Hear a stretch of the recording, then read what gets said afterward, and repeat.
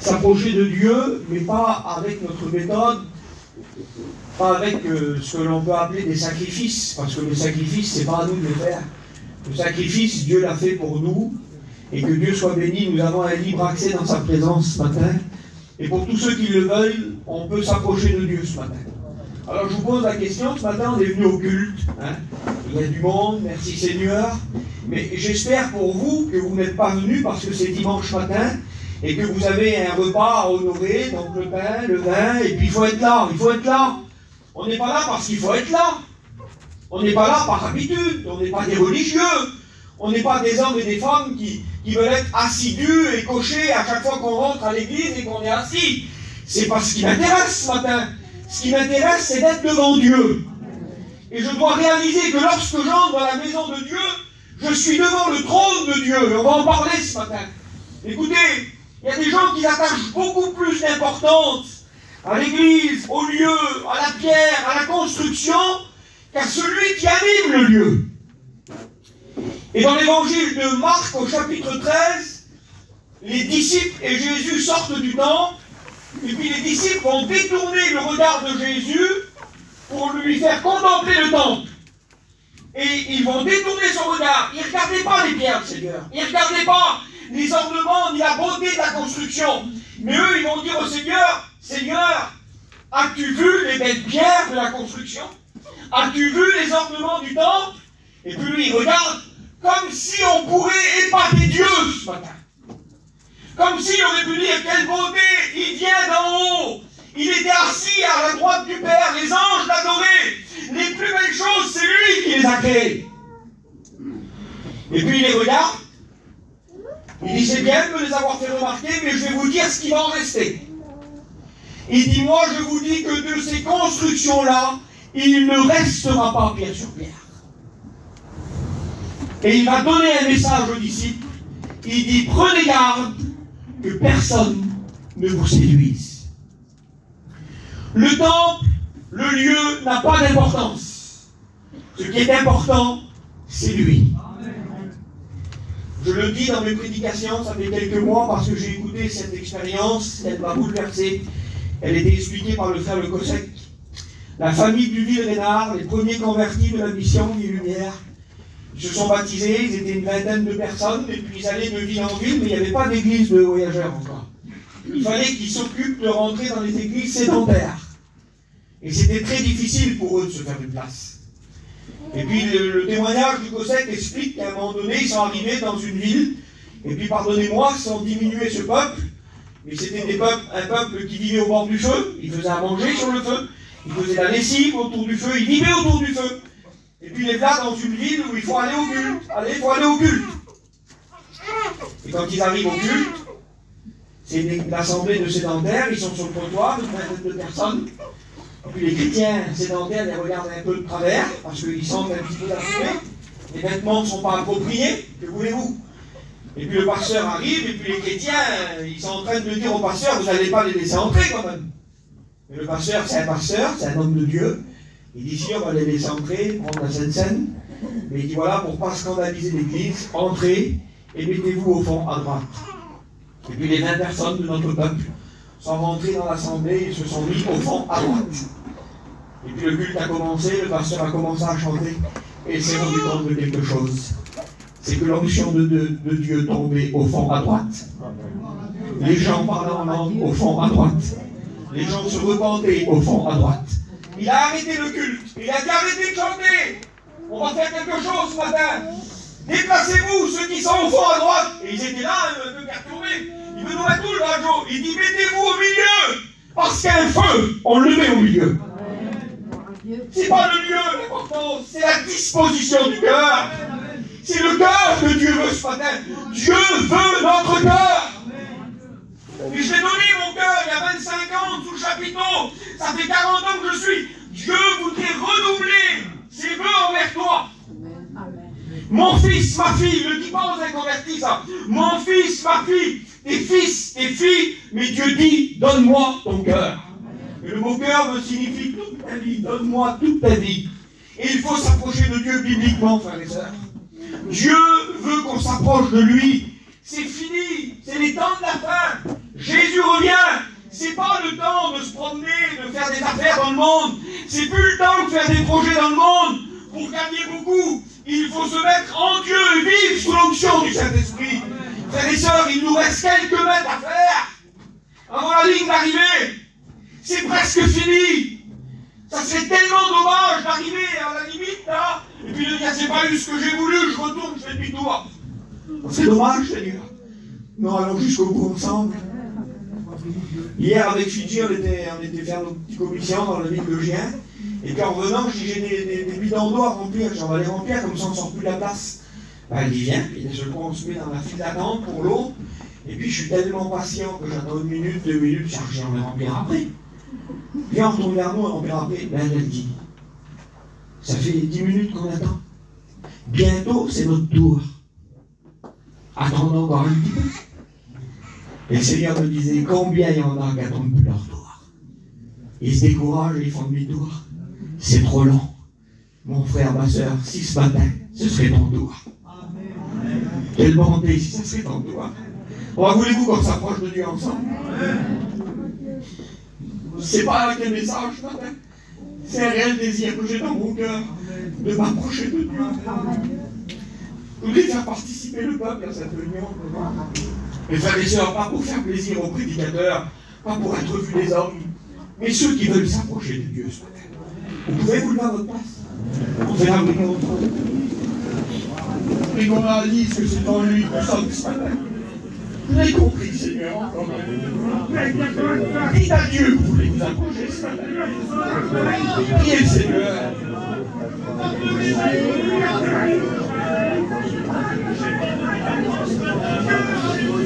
J'ai besoin de l'approche de Dieu. J'ai besoin de l'approche de Dieu. Sortez à votre présence. Je viens devant toi déposer mes problèmes ce matin, mes difficultés à avoir un contact avec Dieu, face à face avec le divin ce matin. Que ton nom soit béni et qu'à Dieu revienne la gloire. Amen. Soyez-vous, frères et sœurs, on va lire les versets de la parole de Dieu. Dieu a donné la possibilité aux hommes de s'approcher de lui. Et les hommes de Dieu qui ont connu Jésus et son caractère viennent nous encourager ce matin. C'est l'apôtre Jacques qui connaissait le Seigneur. Il a dit, moi j'ai un mot à dire à l'église de Morangis, à ceux qui se sont levés ce matin et qui ont pris la décision de s'approcher de lui. Écoutez ce que va dire l'apôtre Jacques au chapitre 4, verset 8. Il dit, approchez-vous de Dieu. Et moi je le connais. Si vous vous approchez de lui, il s'approchera de vous. Je ne sais pas si vous vous rendez compte de la puissance du verset. On n'est pas en train de dire un conte de fées, on lit la parole de Dieu qui est vraie. Et la parole de Dieu m'autorise à dire que si ce matin ton cœur fait un pas vers Dieu, Dieu fait un pas vers toi ce matin. Quelle bonté quand Dieu fait un pas dans ta maison, dans ta maladie, dans ton deuil, dans ta souffrance, dans le combat que tu mènes avec tes enfants. Il y en a plein qui arrivent, il y a des pasteurs qui arrivent, mais on n'a pas toujours la solution. Mais quand c'est lui qui débarque chez toi, que c'est bon quand Dieu débarque chez nous et qui arrive avec toute sa puissance pour nous relever. Écoutez, Job était bien embêté, pourtant c'était un homme de Dieu, Job, mais il n'avait pas les Écritures pour lui expliquer comment trouver Dieu. Et dans le chapitre 22 de son livre, il dit, oh, si je savais où le trouver. Il cherche l'adresse de Dieu, Job, mais il ne l'a pas. Il a la révélation que Dieu est sur un trône parce qu'il dit, si je savais où le trouver, je me placerai devant son trône et je plaiderai ma cause, en voulant dire, si je le trouve, je me mets devant lui et je lui expliquerai tout. Parce que Dieu veut qu'on lui explique tout. Dieu veut du contact avec nous. Dieu veut qu'on prenne du temps avec lui, que Dieu soit béni. L'apôtre Pierre lui dit, approchez-vous de lui, pierre vivante, rejetée par les hommes, mais vous êtes choisie et précieuse par Dieu. Vous avez été choisis par Dieu et vous êtes précieux et précieuses, frères et sœurs. On n'est pas n'importe quoi, on est la construction du spirituel. On est la maison de Dieu. Nous sommes des saints gens de la maison de Dieu. Et l'apôtre nous dit, approchez-vous, pierre vivante. Alors moi je regarde l'enseignement qui concerne l'approche de Dieu, parce que si je ne suis pas enseigné, je vais perdre du temps. Parce que si je ne sais pas comment le trouver, je vais tourner en rond. Mais j'ai le privilège d'avoir la Bible qui me donne l'adresse de Dieu. et qui m'explique comment il faut que je m'approche. Que c'est bon quand la parole de Dieu vient nous expliquer les choses. Il y a des gens qui sont dans l'ignorance. Écoutez, je vous explique ça, 2 minutes. Une femme a jeûné pendant des années pour recevoir un don. Mais elle n'a jamais voulu nous dire ce qu'elle voulait. C'est des secrets entre elle et Dieu. Elle a perdu du temps. Des années à demander la même chose à Dieu. Elle ne le recevait pas. Et puis un jour, on lui a tellement demandé qu'elle a dit, ben, je vais vous dire ce que je voulais. Je voulais le don de discernement.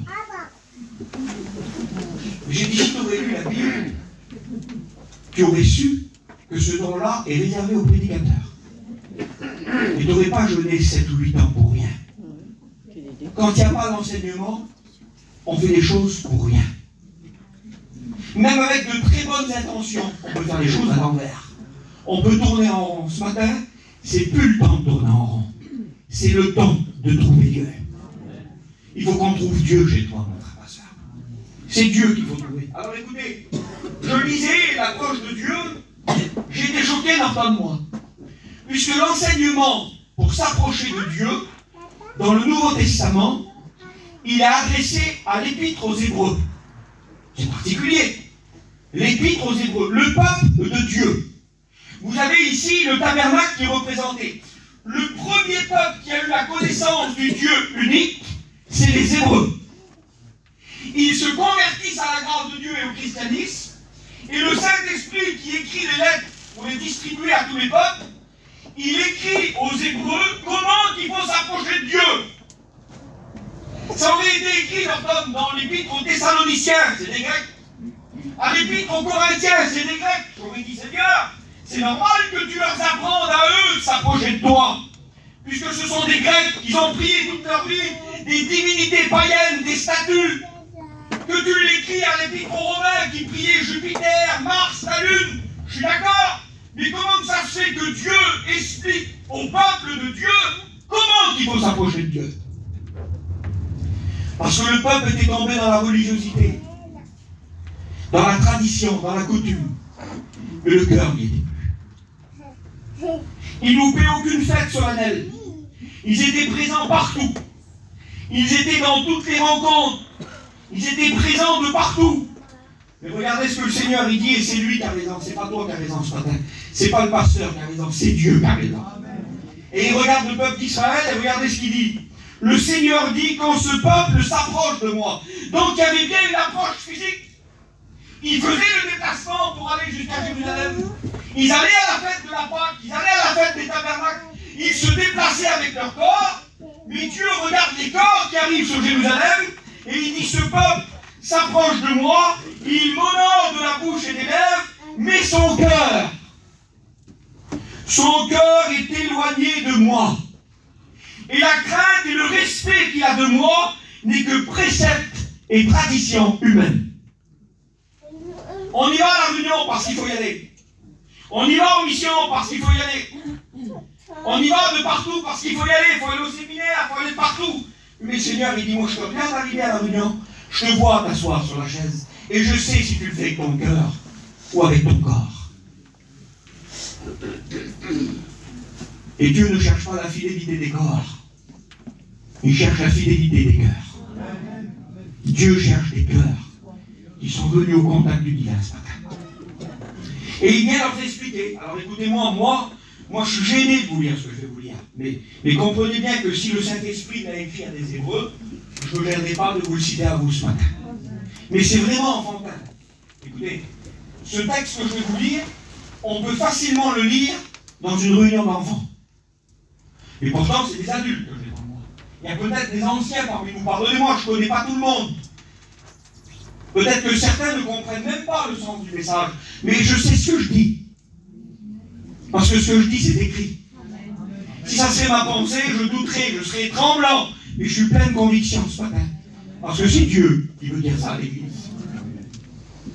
Écoutez, il y a 3 critères dans l'Épître aux Hébreux pour s'approcher de Dieu. C'est le mode d'emploi pour arriver jusqu'à lui.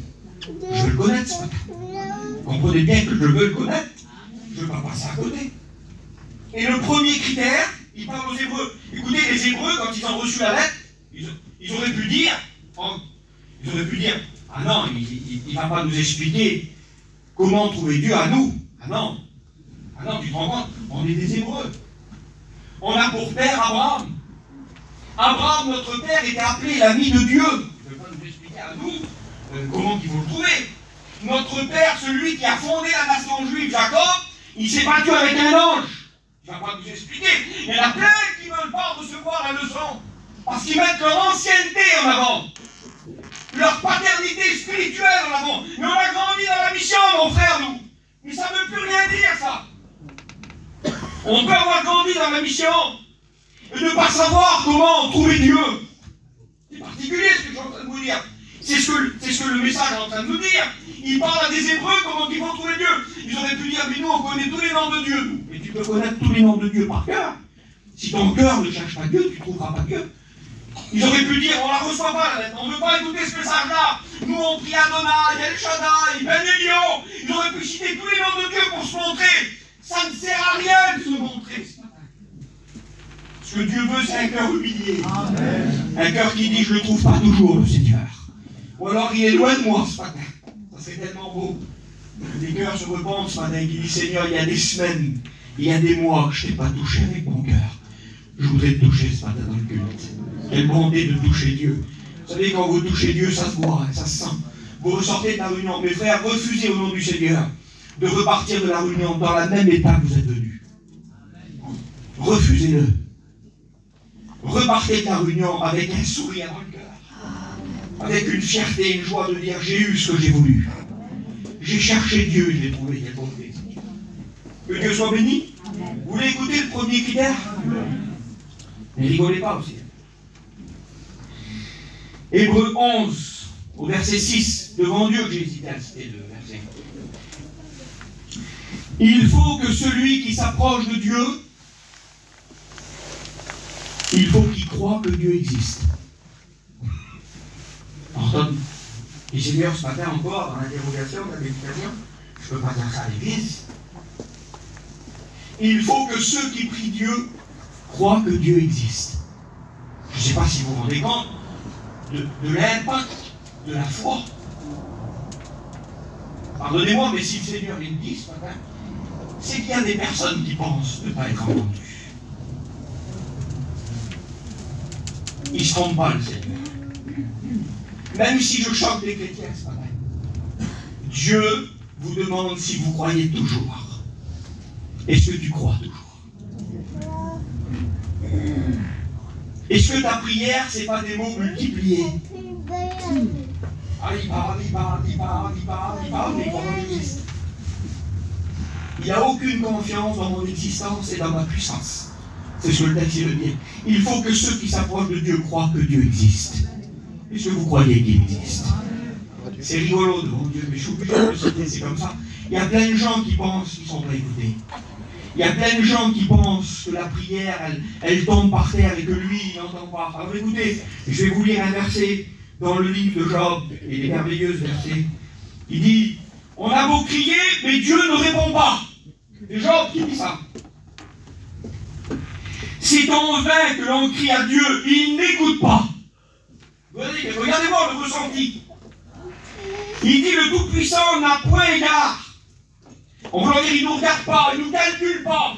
Ça fait des années qu'on prie, mais il n'y a rien qui aboutit. Eh bien, écoutez le verset de la parole de Dieu, il continue. Il dit, bien que tu dises que tu ne le vois pas, ta cause est devant lui ce matin.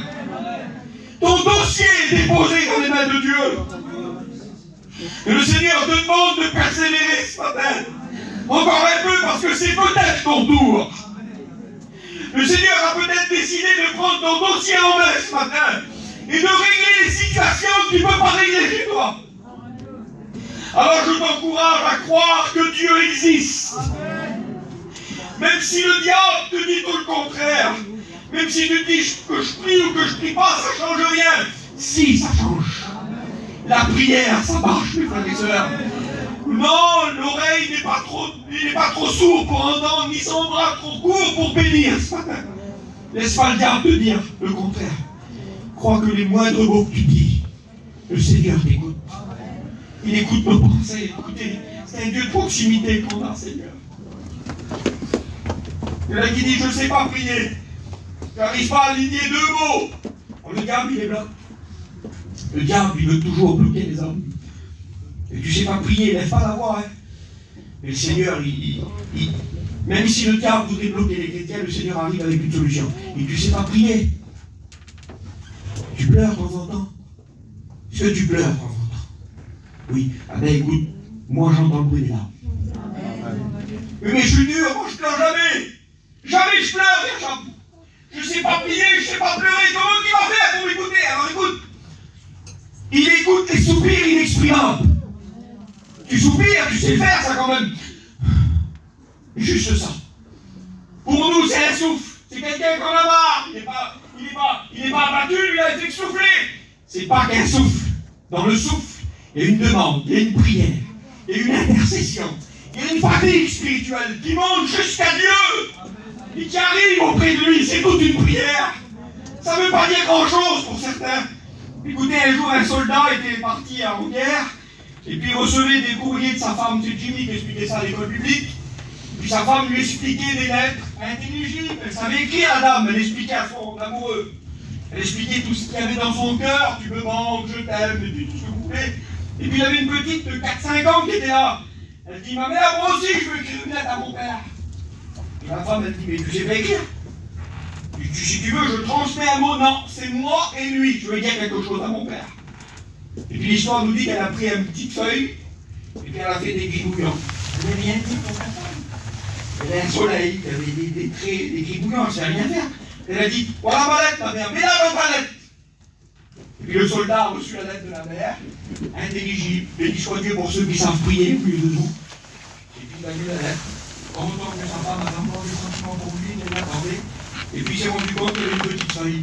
Il a ouvert la feuille, il a dit, qu'est-ce que c'est de ça? Je ne comprends pas, qu'est-ce que ça veut dire? Tous les traits de crayon voulaient dire quelque chose pour lui. Tous les soupirs, tous les pleurs, tous les mots mal dits pour lui veulent dire quelque chose. Gloire à Dieu! Pas béni, Seigneur. Il faut croire que Dieu existe. Il faut croire que Dieu existe. Il écoute nos prières. Ne laissez pas le diable vous détourner de ça. Il écoute la prière. C'est pour ça que c'est tellement difficile de prier. Il sait que ça marche de nuit. Et il veut décourager le peuple. Mais tenez-vous devant Dieu. Passez du temps devant le Seigneur. Demandez à Dieu de vous bénir et de changer les situations. C'est le premier critère. Le deuxième critère, voulez-vous qu'on le lise ensemble? Béni soit Dieu pour la bonne liberté de ce matin. Donc il faut qu'il croie que Dieu existe. Je pose la question. Est-ce que vous croyez qu'il existe? Amen. Alors on y va. Puisqu'il existe, moi j'y vais ce matin. Tu vas où, Gershom? Je vais vers Dieu. Mais tu étais là, tu es sur la terre, tu es rempli de misère. Je vais vers Dieu. Et il explique le Seigneur. Dans l'évangile de Luc, au chapitre 6 ou 7, je crois, il dit, je vous montrerai tout homme qui vient à moi. Comment on fait pour aller chez toi, Seigneur? Il dit, c'est déjà un homme qui rentre dans sa chambre et qui prie. Quand tu mets ton foulard chez toi, je sais qu'il y a des sœurs qui prient ici. Je connais la sœur Kali, et là je sais que c'est une femme qui prie. Pour nous, c'est mettre un foulard, dire des mots à Dieu? Non. Quand une femme ou un homme se met en prière chez lui, il va chez Dieu. Et plus chez toi. Pourquoi tu dis ça? C'est bizarre, je n'ai jamais entendu. Écoutez, puisqu'il existe, Hébreux 4 au verset 16, approchons-nous donc avec assurance du trône de la grâce. On y va? On y va ce matin? Allez, on y va. On s'approche du trône de la grâce. De quel droit? Je crois qu'il existe. Et j'ai un libre accès dans le sanctuaire. Pourquoi? Parce qu'il a payé pour moi. Son sang a coulé sur moi. Le diable voudrait m'arrêter et me dire que c'est le trône de la loi, le trône de la justice. Non, c'est fini le trône de la loi et de la justice. C'est le trône de la grâce. C'est le trône du cadeau immérité. C'est le trône où tu vas être secouru dans tes besoins. Tu vas trouver la miséricorde, frères et sœurs. Alors allons-y, avec assurance. Et le mot assurance, il veut dire ça, écoutez. Approchons-nous de lui avec confiance. Approchons-nous de lui avec certitude. Approchons-nous de lui avec conviction. Approchons-nous de lui avec sûreté. Approchons-nous de lui avec garantie. Tu peux y aller ce matin. Tu as ta place devant le trône de la grâce. Est-ce que tu as ton petit coin devant le trône de la grâce? Est-ce que tu sais où te positionner devant le trône de la grâce? Est-ce que vous le savez qui sait ceux qui y viennent devant le trône et ceux qui n'y viennent pas? Il connaît ses habitués, le Seigneur. Seigneur, à partir d'aujourd'hui, même si je ne prie pas 2 heures, même si je commence à prier qu'1 minute ou 2 minutes, je veux ma place devant le trône de la grâce. Que c'est bon, Seigneur. Hein? Un jour, je vous explique une expérience que j'ai vécue.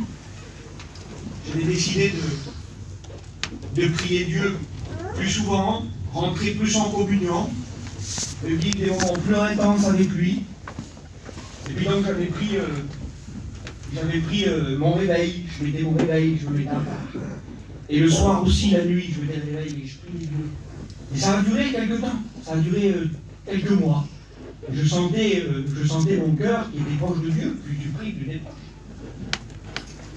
Un jour, je me suis carrément vu sur un banc d'école.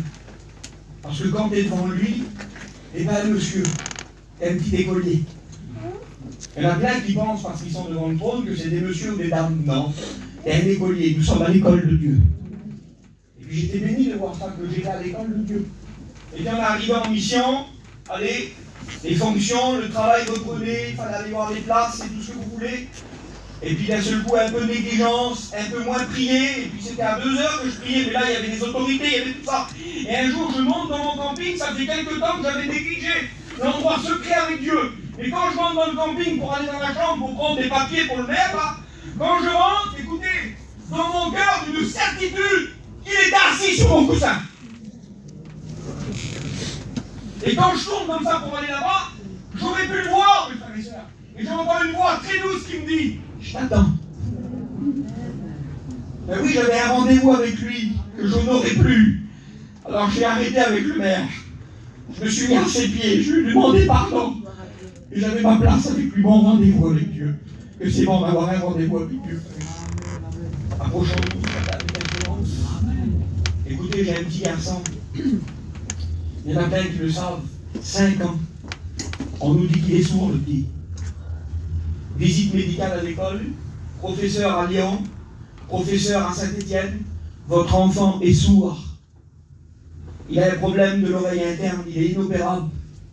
Il entend très peu d'une oreille, il entend comme quelqu'un qui a la tête sous l'eau. Il était sourd, mon petit. Et puis là, on revient du médecin, elle est en pleurs, on est en pleine mission, tout le monde est là. J'écoute Fidji, on va jeûner, on a le droit d'aller devant le trône de la grâce, on a le droit d'aller plaider notre cause.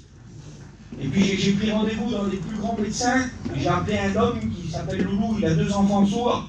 Je dis Loulou, ils ont fait tel et tel examen à mon petit. Je dis mon fils, ils ont fait tel et tel examen. C'est les examens les plus sûrs. Ton petit, il est sourd. Il me disait, résigne-toi, accepte. C'était ce qu'il voulait me faire passer comme message. Mais moi, je n'acceptais pas, mais elle encore moins. Elle dit non, je ne veux pas, je veux pas. Ma femme, je ne veux pas. Et puis on a pris rendez-vous. Il y avait 4 jours d'attente. Je dis écoute, pendant 4 jours, nous, on ne va pas manger, boire, faire notre vie comme tous les jours. On va jeûner, on va prier 4 jours. On va se placer devant le trône, on va dire au Seigneur, Seigneur, on veut une bénédiction. Pendant 4 jours, on jeûnait. On sortait du camping, on allait visiter, on venait, on repriait. Le soir, on mettait les veilles, on priait. On a intercédé 4 jours. Et puis le jour de l'examen, on prépare le petit matin, on l'habille. Il faut aller voir les grands professeurs. Et puis en l'habillant, comme ça, je dis, Fidji, écoute, ça fait 4 jours qu'on parle à Dieu. Bah, elle dit oui. Ben, je dis, ça serait bien qu'il nous parle ce matin. Parce que Dieu répond. Et puis on s'est mis assis avec le petit, on a ouvert la Bible, et j'ai ouvert la Bible comme ça. Ésaïe 35. Dites à ceux qui ont le cœur troublé, voici votre Dieu vient.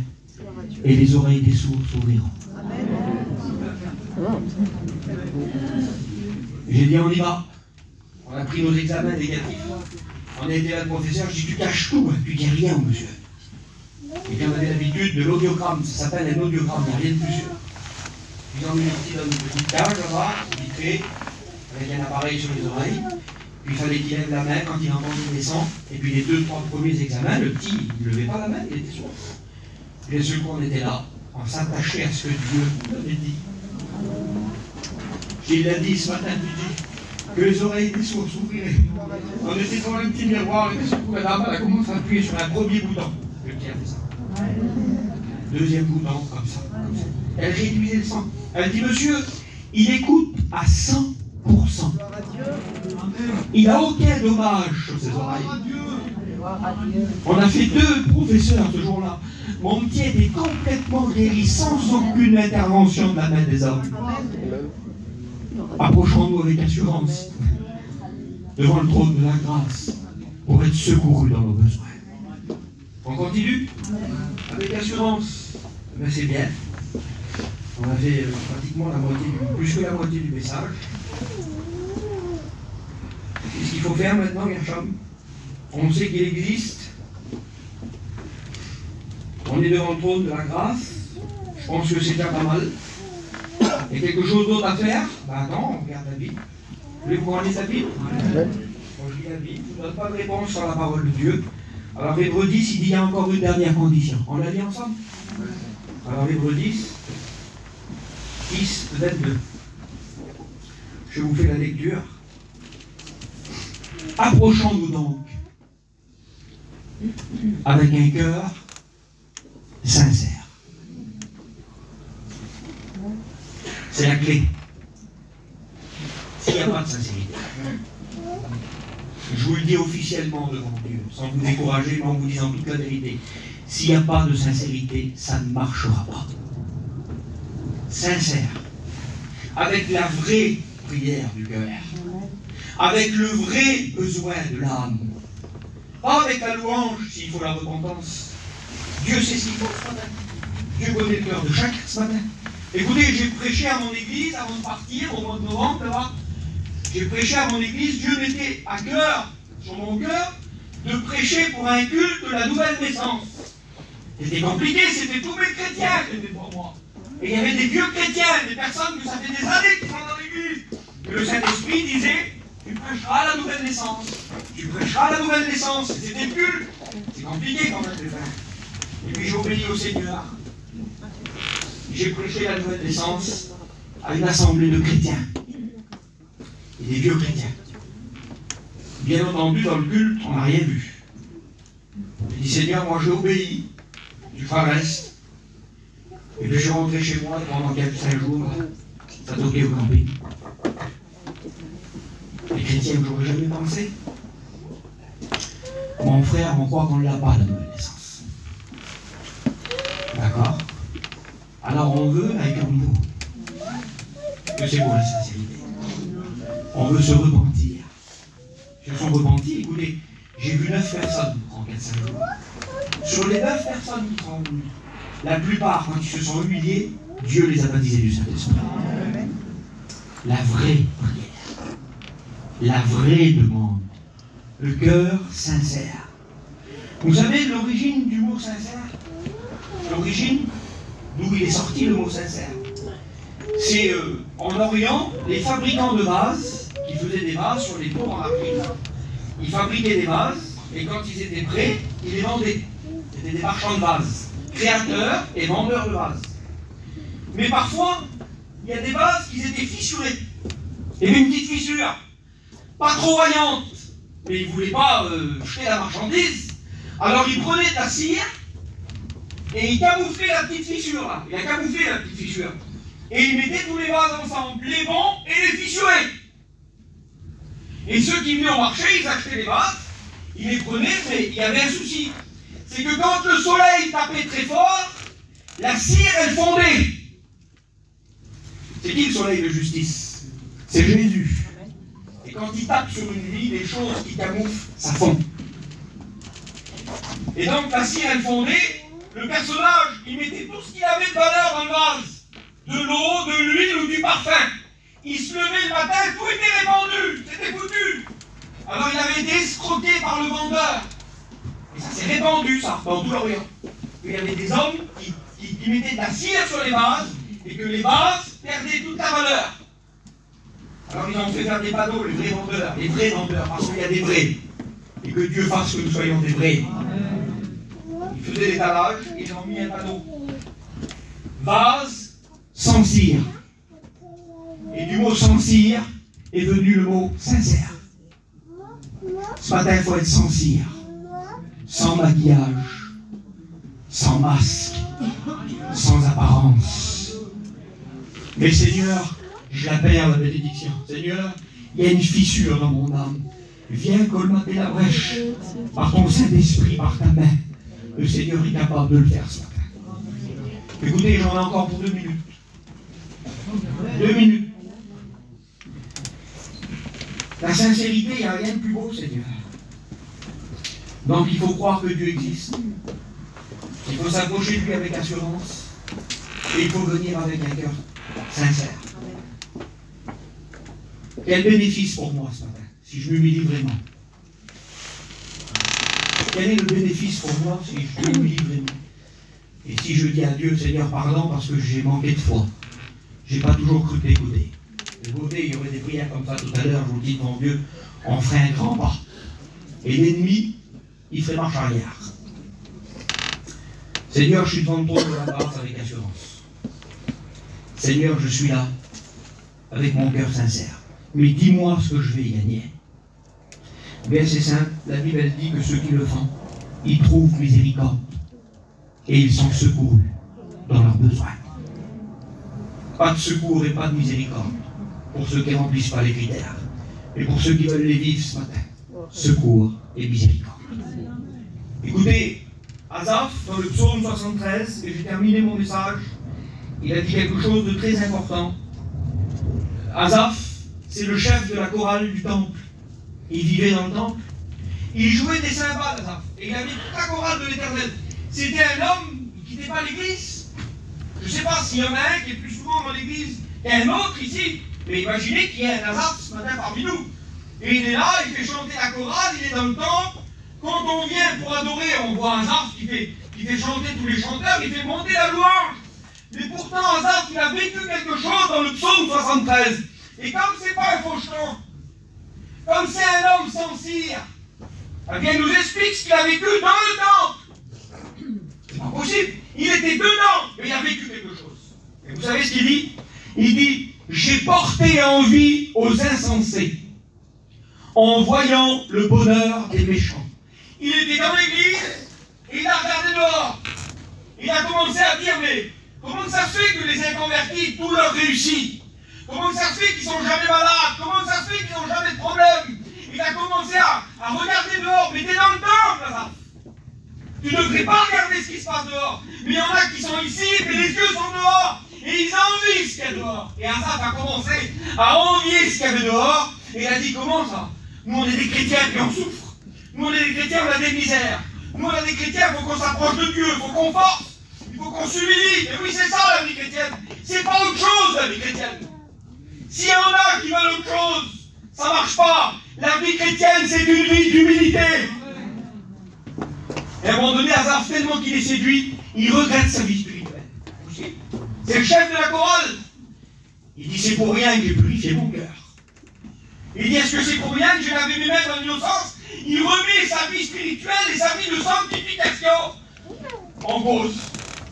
C'est peut-être pour rien que je fais tout ça.